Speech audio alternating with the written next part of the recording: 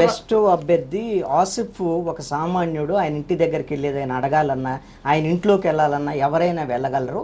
సుజనా చౌదరి లాంటి పెట్టుబడిదారుల ఇంట్లోకి ఎలా వెళ్ళగలరు అనేటువంటి ఒక ప్రచారం మీ రాజకీయ ప్రత్యర్థులు చేస్తున్నారు. ప్రత్యర్థి చేయవలసింది వాళ్ళు చేస్తున్నారు. అలా కాదు అనేది వాళ్ళు కాదు అనేది నాతో ఆల్రెడీ ఇప్పుడు ప్రజలందరూ కలుస్తున్నారు. వాళ్ళ ఫీలింగ్ వాళ్ళకు ఉంటుంది కదా, ప్రత్యర్థుల పని వాళ్ళు చేస్తారు. ఇప్పుడు నేను మా అమ్మగారు ఊరిని అడాప్ట్ చేసుకున్నాను, దత్తత చేస్తున్నాను. జర్నలిస్టులకు ఏదైనా ఓపిక ఉండి నా మీద స్టడీ చేయాలనుకుంటే ఒకసారి వెళ్ళి రండి ఏం చేశానని. పొన్నవరం అంతా అయినాక నేను ఒక మీటింగ్ పెట్టి అడిగాను ఇంకా ఏదైనా కావాలా అని. అన్నీ చేయగలిగాను. సార్ 2014లో పొత్తు పెట్టుకొని అధికారంలోకి వచ్చింది టీడీపీ ప్రభుత్వం ఇక్కడ. అప్పుడు రాష్ట్రానికి ఏమీ జరగలేదు. ఇప్పుడు మళ్ళీ పొత్తు పెట్టుకుంటున్నారు, 2024 పెట్టుకున్నారు. సో ఈసారైనా ఏదైనా జరుగుతుందని భావిస్తున్నారా?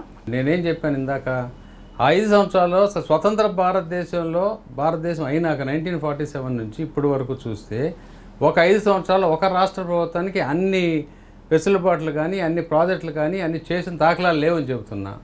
ఇది నేను చెప్పింది తప్పు అని మీరు స్టడీ చేసి ప్రూవ్ చేయండి కావాలంటే.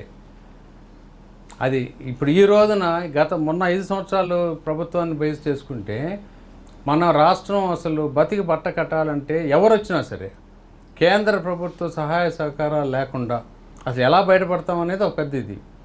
ఆదాయం లేకుండా ఖర్చు పెట్టుకుంటా, అప్పు చేసుకుని ఖర్చు పెట్టుకుంటా ఉంటే అది ఎలా సస్టైన్ అవుద్ది? ఒక్క ఇటుక పెట్టిన పాపాన పోలా. సస్టైనబుల్ సోర్స్ ఇన్ఫ్రాస్ట్రక్చర్ లేదు. 2014లో కూటమికి ఉన్న ఆ పాపులారిటీ ఇప్పుడు 2024లో అంత పాపులారిటీ లేదు అని చెప్తున్నారు. అది వాస్తవమేనా? మేమైతే పాపులారిటీ బాగా ఉందని నేను చెప్తాను.